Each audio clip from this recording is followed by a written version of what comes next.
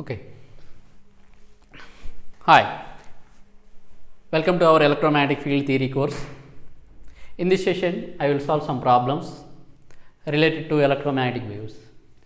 Okay, in this problem, we need to determine the depth of penetration from the given frequencies.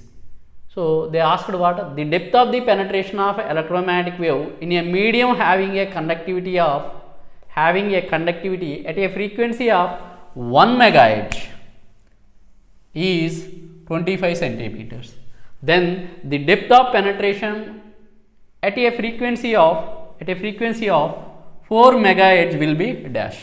Okay, the given what f1 1 megahertz. At this frequency, we have the depth of penetration delta 1 equal to 25 centimeters, and f2 is given as what 4 megahertz. At this frequency, we need to determine the depth of penetration, that is delta 2. Depth of penetration is determined by delta. Okay, here for the given frequency, we need to determine the depth of penetration. Means what? We need to determine the relationship between depth of penetration and this frequency. We know that delta is nothing but 1 by alpha, where alpha is what? Under root omega mu sigma by 2. From this, we can write this one as what? That is 1 by omega means 2 pi f mu sigma by 2. Okay, so this 2 cancelled out. Delta equal to what? 1 by under root pi f mu sigma. Pi is constant, mu is the permeability of the medium, that is also constant for the given medium, sigma is also constant for the given medium. Means here this delta is inversely proportional to what? That square root of the frequency. We know that delta is inversely proportional to what? Root of the frequency. So that's why we can write from this delta 1 by delta 2 as what? Under root, as it is inversely proportional to the square root of the frequency, we can write this one like this, that is f2 by f1, where what we require delta 2, send this delta to that side, and we can write this one as what? Delta 1 into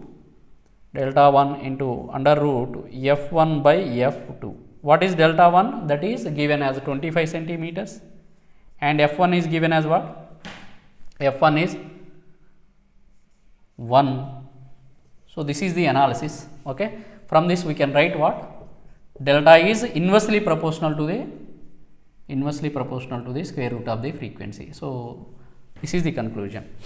So from this we came to find this as f1 as 1 megahertz, f2 is also, it is also in terms of the megahertz, that is megahertz same units, 1 by 4, that is root 1 by 4 is nothing but a 2 by 2, 1 by 2, that is 20 by 2. Finally we got this as 12.5 centimeters. Here we need to remember one thing, what? That is delta is inversely proportional to this frequency, square root of the frequency. Now here E is given, H is given, we need to determine the time average Poynting vector. We have the two formulas for the time averaging Poynting vector, that is P equal to E naught square by 2 eta a n, or else okay, a unit vector along the wave direction.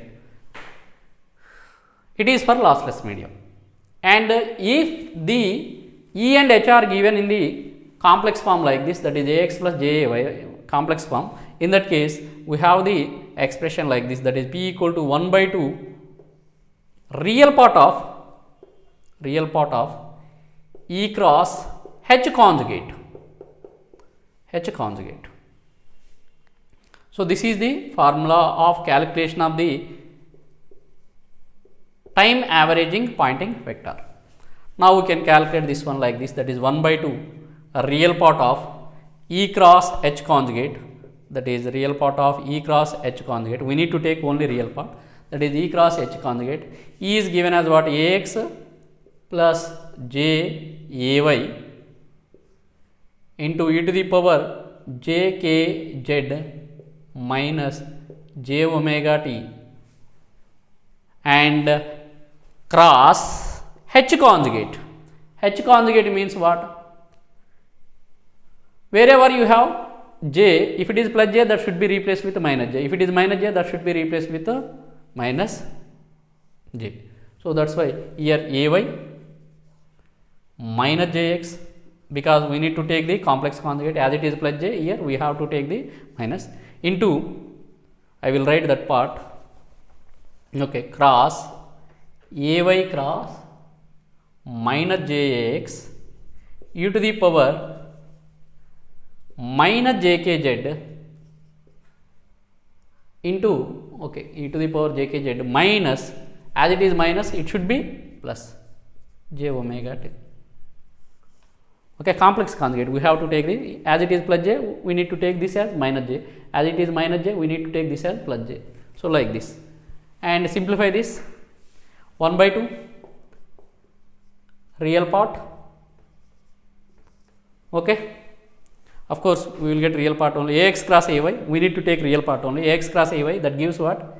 Az, ax cross ax gives 0, next ay cross ay 0, here j into this minus j, that is minus j square, means minus j square is plus 1, ay cross ax, that gives minus az into e to the power jkz into e to the power minus jkz, that gives 0. So that is e to the power 0, here plus, it is plus minus, minus plus, so e to the power 0, that is 1. Finally we got what? It is plus az, this one is minus az. Finally we have what? This as 1 into this 0 gives 0, means what? In this case, time averaging Poynting vector is a null vector, it gives a null vector.